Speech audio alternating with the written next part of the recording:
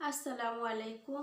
Hello everyone, প্রিয় আপুরা ভাইয়ার আন্টিরা, আপনারা সবাই কেমন আছেন? আশা করছি আল্লাহ পাকের অশেষ রহমতে সবাই ভালো আছেন, সুস্থ আছেন, আলহামদুলিল্লাহ। আমরাও আপনাদের দোয়ায় আল্লাহর অশেষ রহমতে অনেক ভালো আছি, আলহামদুলিল্লাহ। তো আজকে হচ্ছে লাইলাতুল কদরের নামাজ শুরু হলো। আলহামদুলিল্লাহ, জানি না লাইলাতুল কদর কবে পড়বে। আর আজকে শুরু করলাম নামাজ, আলহামদুলিল্লাহ। সবাই দোয়া করবেন আল্লাহ পাক যেন আমাদের সকল গুনাহগুলা আল্লাহর রহমত এবং বরকত দিয়ে আল্লাহ আমাদের ক্ষমা করে দেয় ইনশাআল্লাহ। তো শুরুতে একটি কথা বলবো যে আরবির ঘরে থেকে এত পরিশ্রম করে এত কাজ করে কিভাবে সময় বের করি নামাজের জন্য, আল্লাহর ইবাদত করার জন্য। আপনারা দেখতেছেন রমজানের পুরা মাসটাই তাদের অনেক ব্যস্ততা, ওই রান্না বান্না, তাদের রাতের খাবার, তাদের সকালের, তাদের তাদের হচ্ছে ইফতারের খাবার দাবার, এগুলি সবই ম্যানেজ করতে হয়। আমি নিজে করি, তো আমারই করতে হয়। তো আলহামদুলিল্লাহ করতে হয়, আমি করি, আলহামদুলিল্লাহ আমি পারি বিদায় আমি করি। আর যদি আমি না পারতাম তাহলে আমার করতে হতো না, আলহামদুলিল্লাহ। আসলেই রোজা থেকে কারোর জন্য কিছু করা এটাও সওয়াবের কাজ, আলহামদুলিল্লাহ। হতাশ হয়ে যায় অনেক সময় কাজ করতে করতে, তারপরেও আল্লাহর নাম নিতে নিতে আল্লাহ আবার সব কিছু ঠিক করে দেয়। কথায় আছে, সুখ দুঃখ হাসি কান্না মিলিয়ে একটা মানুষের জীবন, সুবহানাল্লাহ। তো আল্লাহর কাছে লাখো শুকরিয়া, আলহামদুলিল্লাহ। তো যেটা বলতে চাইলাম যে এত ব্যস্ততার মাঝেও কিভাবে আল্লাহর ইবাদত করার জন্য সময় বের করি। তো করতেই হবে। দুনিয়াতে তো বাঁচার মতো অনেকভাবে বাঁচা যায়, কিন্তু আল্লাহর ইবাদত করা, নিজের মনের শান্তি, আল্লাহ পাককে খুশি করা, এটা আমার কাছে মনে হয় অনেক গুরুত্বপূর্ণ বিষয়। আর নামাজ রোজা আল্লাহর ইবাদত করলে সবচেয়ে বেশি আল্লাহ তো খুশি হবেই। যদি সে মন থেকে করে, আল্লাহর নিয়মকানুন মেনে করে, তাহলে আল্লাহ খুশি হবে। বাট একটি কথা আমি বলবো যে নিজে এবাদত, আল্লাহর এবাদত, ইসলামের পথে থাকা কি যে একটা শান্তি, এই শান্তি কাউকে বলে বোঝাতে পারবো না। তো এটা অনেক বড় একটা শান্তি। নিজে হাজার কষ্টের মাঝেও আমার কাছে অনেক একটা শান্তি লাগে। মানে একটা দিনের যে একটা আলো, সেটা আমার কাছে মনে হয় সে আলোটাই ভিতরে কষ্ট দুঃখ সব দূর করে দেয়। সুবহানাল্লাহ। আমি জানি না আমি আল্লাহর কতটুকু প্রিয় বান্দা, আমি জানি না, আল্লাহ পাকি জানে। তো আল্লাহর কাছে সবসময় বলি যে আল্লাহ, আমার চেয়ে ভালো ভালো অনেক বান্দা তোমার আছে আল্লাহ, কিন্তু আল্লাহ তুমি ছাড়া আমার কেউ নাই। আলহামদুলিল্লাহ রব্বিল আলামিন। এই একটা পবিত্র একটি রমজান মাস যাচ্ছে, বিশ্বাস করেন অনেক আশা, ইচ্ছা থাকলে উপায় হয়, ইচ্ছা থাকলে উপায় হয়। আল্লাহর ইবাদত করার জন্য মনটা ব্যাকুল হয়ে থাকে, আসলে ইচ্ছা থাকলে উপায় হয়। আলহামদুলিল্লাহ, আল্লাহ পাকে যতটুকু তৌফিক দিল করলাম। আর আজকে একটি কথা বলবো। তো সময়টা বলতে চাইলাম, সময় কিভাবে বের করি। আমরা ইফতার করি, ইফতার করার সাথে সাথেই এই বহুত কাজ থাকে, দুইটা রান্নাঘর, একটা সময় আপনাদের সাথে ওইটাও শেয়ার করব যে ইফতার করার পর পর কতটুকু ব্যস্ততার মাঝে আমাদের কাটে। কোনো মতো ইফতারটা করি, করে নামাজটা পড়ি, পড়ে তারপর ওনারা খাওয়া দাওয়া করলে টেবিল থেকে ওগুলো নিয়ে আসি, আইনা ধোয়া পাকলে দুইটা রান্না করে ধোয়া শুরু করি, শেষ হয় না সহজে। 8টা, 8:30, 9টা, 10টাও বেজে যায় ধুইতে ধুইতে, গুছাইতে গুছাইতে, পরিষ্কার করতে করতে, গোছায় রাখতে রাখতে। তো তার মাঝেই ঝটপট করে কাজ করতে হয়, করে তারপর নামাজের জন্য নিজে রেডি হতে হয়। অনেক সময় ওনাদেরকে রিকোয়েস্ট করছি যে দেখেন, আপনারা যখন নামাজ পড়েন তখন আমাদেরকে একটু সময় দিয়েন, কারণ আমরা তো, আপনারা অনেক সময় দেখা যায় আমাদের কাজ শেষ হয় না, তার মধ্যে ওনারা নামাজে দাঁড়ায় যায়। তখন আমি বলছি স্যারকে, ম্যাডামকে, যে আপনারা তো, আপনাদের সময় আছে, আপনারা বসে থাকেন, আপনারা যে কোনো সময় নামাজ পড়তে পারেন, কিন্তু আমরা তো রান্নাঘরে কাজ করি, আমাদের শরীরে একটা, রান্নাঘরে একটা গন্ধ থাকে, আমাদের গোসল করতে হয়, আমাদের ফ্রেশ হতে হয়, আল্লাহর ইবাদত করতে হয় পয় পরিষ্কারভাবে। আর পয় পরিষ্কার হচ্ছে ইমানের অঙ্গ। তা আমি বোঝায় বললাম যে আপনারা নামাজের অন্তত আমাদের 10-15 মিনিট, 20 মিনিট আগে বলবেন যে নামাজে দাঁড়াবো, তোমরা রেডি হও। তো এই কথা বলার পরে স্যার ম্যাডামে চুপ করে শুই না, পরে বলছে আচ্ছা ঠিক আছে। পরে এখন থেকে ওনারা অপেক্ষা করে যে নামাজের সময় হইলে ওনারা হাতে তালি দেয় যে নামাজের সময় হয়েছে, আবার ডাকে, ম্যাডামও ডাকে, স্যারও ডাকে, বাচ্চারাও ডাকে, আলহামদুলিল্লাহ।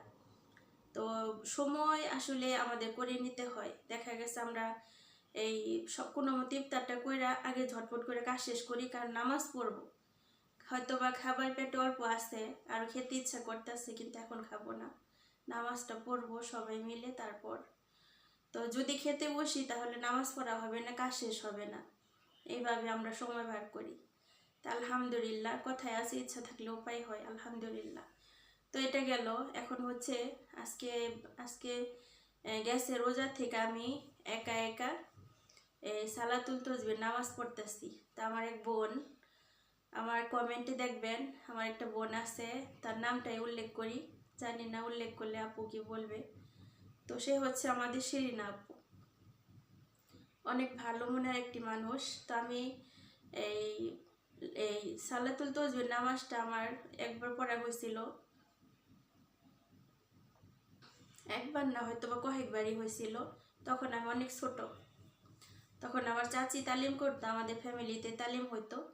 ওই তালিমের মধ্যে ওনারা রমজান মাসে ওনারা সালাতুল তসবিহ নামাজ পড়াইতো। আনাসে ওই ভিডিও রহিনাক। তো সময় আসলে এই নূর আসছিল, তো এই হয়েছে বিষয়। তো তখন আমার চাচি তালিম করতো, তালিমের প্রতি রোজার মধ্যে সালাতুল তসবিহ নামাজ পড়াইতো, একদম বাড়ি ঘর উঠান সব ভরা যেত মানুষে। তখন হয়তো আমাদের পড়া হয়েছিল, তখন আমি অনেকটাই ছোট, তো অনেকটাই মনে আছে, আবার অনেক কিছু মনে নাই। তো যাই হোক, সামনে গেছে রোজা থেকে আমার আপুটা আমার মেসেজ দিছিল, ওনার সাথে আমার রেগুলারই কথা হয় কম বেশি। তা আপু আমার বলতেছে, রেহানা রমজান মাসে সালাতুল তসবিহ নামাজ পড়ে কিন্তু অনেক সওয়াব, তুমি জানো? পরে আমি আপুরে বললাম, আপু হ্যাঁ আমি তো জানি, কিন্তু ইচ্ছা করলে পড়তে পারবো। পরে আপু বলল যে, পরে আমি আপুরে মেসেজ দিলাম যে আপু যদি পারেন আমার আরেকটু বোঝাই দেন। আমার অলরেডি হাদিসের বইটাই আছে, নিয়ম কারণ আছে, সূরা কারাত আছে, কোথায় কোনটা পড়তে হইব, একদম সহজ পানির মতো নামাজ পড়াটা। পরে আপু আমার একটা ভয়েস দিয়ে সুন্দর করে বুঝাই দিল। তো আমি গেছে রমজান থেকে সালাতুল তসবিহ নামাজ পড়লাম, আবার আজকেও পড়লাম। বিশ্বাস করেন সালাতুল তসবিহ নামাজটা এত সহজ, মানে অনেক সহজ। যদি কেউ পড়তে চান, যদি কেউ না পারেন তাহলে কমেন্ট জানাবেন, যারা যারা পড়তে চান, তাহলে আমি নিয়ম কারণ আরও সুন্দর করে আপনাদেরকে সব কিছু বুঝিয়ে বলবো ইনশাল্লাহ। আসলে আমি যেমন পারতাম না মন থেকে, মানে ভালো করে আপু আমার শিখাই দিছে। তো আমি আপনারাও যদি কেউ না পারেন তাহলে বলবেন, আমি বলে দিব ভিডিওতে, এবং কি নিয়ম কারণগুলো সুন্দর করে বোঝাই দিব। তো গেছে রমজানে আমি 2বার নামাজ পড়ছি, তো আজকে আবার পড়লাম আলহামদুলিল্লাহ। ম্যাডামরে বলছিলাম, ম্যাডাম চলেন আমরা সালাতুল তসবিহ নামাজ পড়ি, ম্যাডাম বলছিল হ্যাঁ ঠিক আছে পড়বো। তো আজকে ম্যাডাম বলতেছে যে হ্যাঁ না এখন না, এখন তারাবি নামাজ পড়লাম তো এখন না, কিন্তু আমি গোসল টুসুল করে একদম ফ্রেশ হয়েছি, রেডি হয়েছি, যেহেতু নামাজটা পড়তে হবে তার জন্য। তো পরে ম্যাডাম বলতেছে এশারের তারাবির পরে সালাতুল তসবিহ নামাজ পড়া যায়, এটা আমি জানি না, চলো কালকে মাগরিবের পর পড়বো। পরে ম্যাডামরে বললাম যে দেখেন মাগরিবের পর তো আমাদের উড়াদুরা কাজ থাকে, যেহেতু তারাবি পড়তে হয়, আপনারা তো বসে থাকেন, আমাদের কাজ আছে। পরে উনি মানে এরকম করে চলে গেল, কি করার আছে। পরে আমি পড়লাম আলহামদুলিল্লাহ 4 রাকাত পড়লাম, মানে ভিতরে একটা শান্তি ফিল আসতেছে, আমার জানি কেমন একটা বুক ফাটে একটা কান্না কান্না আসতেছে, যে এই রমজানের একটা মার যেতেছে, যে আল্লাহর ইবাদত কতটুকু করতে পারতেছি জানি না, দুনিয়াটা কোনোভাবে চলে যায়, কিন্তু আখিরাতটা অনেক কঠিন, আখিরাতটা অনেক কঠিন। দুনিয়াতে আজকে আসি কালকে নাই, কিন্তু অন্ধকার কবরে একদিন সবার যাইতে হইব। সুবহানাল্লাহ। সবার জন্য দোয়া করি, আল্লাহ যেন প্রতিটা মানুষকে আল্লাহ পাক কবরটা সহজ করে দেয়, হিসাবটা সহজ করে দেয়, আল্লাহ যেন তার হিসাব নিকাশ সব সহজ করে দেয় ইনশাআল্লাহ ইয়া রব। অনেক মনে অনেক ভয় করে, যখন কবরের কথা মনে হয় তখন অনেক ভয় করে, যে কখন জানি দুনিয়া থেকে চলে যাই। আল্লাহ পাক জানে আল্লাহ আমাদের ক্ষমা করবে কিনা, আল্লাহ যেন দুনিয়ার গুনাহগুলো আল্লাহ দুনিয়াতে ক্ষমা করে নেয় ইনশাআল্লাহ, প্রতিটা মুমিন মুসলমান এবং আমাদের ইনশাআল্লাহ ইয়া রব ইয়া রব। তো এই আর কি, আজকে লাইলাতুল কদরের নামাজও আছে। তো যেটা আমি বলতেছিলাম শেষ করলাম না আসলেই, আমার এই আপুটাকে অসংখ্য ধন্যবাদ। আমার এই আপু আমার নামাজটা শিখাইছে, এমনিতেও পারতাম, তারপরেও পরিপূর্ণভাবে শিখাইছে। আমি মনে করি আমি যখন নামাজটা পড়ি তখন আল্লাহ পাক আমার এই বোনটাকে সোয়াব দেয়, ইনশাল্লাহ সোয়াব দিবে। মন যখনই নামাজে দাঁড়াইছে আপুর কথাটা বারবার মনে হইতেছিল। তাহলে মনে করেন একটা মানুষ যদি ভালো কাজ শিখায়, আল্লাহর ইবাদত করা শিখায়, অবশ্যই সেও সোয়াবের ভাগী হয় ইনশাআল্লাহ। আল্লাহ যেন আপুটাকে ভালো রাখে, সুস্থ রাখে, তার ফ্যামিলিটাকে যেন আল্লাহ পাক অনেক হাসি খুশি রাখে। আল্লাহ পাক যেন তার ফ্যামিলিটারে জান্নাতের বাগান বানায় দেয় ইনশাআল্লাহ। তো আলহামদুলিল্লাহ, আপুর কথা বললাম। এখন আজকে লাইলাতুল কদরের নামাজ কে কে পড়ছেন কিংবা পড়বেন অবশ্যই কমেন্টে জানাবেন। সবাই চেষ্টা করবেন। কালকে আমাদের বাংলাদেশে হচ্ছে 20 রোজা রাতে লাইলাতুল কদর। সবাই চেষ্টা করবেন এই 10টা দিন লাইলাতুল কদরগুলো সময়গুলো মেনটেন করে নামাজ পড়ার জন্য। আল্লাহর কাছে বেশি বেশি ইবাদত। আল্লাহর এই মাসটাই গুনাহ মাফের মাস। আল্লাহ যেন সবাইকে সকল গুনাহগুলো ক্ষমা করে দেয় ইনশাআল্লাহ। তো আজকে কিছু কথা বললাম মনের থেকে, কিছু ভালো কিছু মন্দ, কেউ কিছু মনে করবেন না। তো আমিও এখন পড়লাম আলহামদুলিল্লাহ। তো কিছুক্ষণ পরে সেহরির সময় হয়ে যাবে, তাই আমি একটা মেসেজ দিলাম আপনাদেরকে যে ইনশাআল্লাহ আমার ভিডিওটা আপলোড করতে করতে দিনের 12টা 12:30 এখানে বেজে যায়, বাংলাদেশ টাইম 2টা 2:30। তো ইনশাআল্লাহ আল্লাহ পাক যেন আপনাদেরকে পড়ার তৌফিক দেয়। আর সবাই আমার জন্য দোয়া করবেন, আল্লাহ যেন আমাকে আল্লাহ পাকের কাজ করার তৌফিক দেয়। আল্লাহ যেন আমাকে ইসলামের পথে রাখে।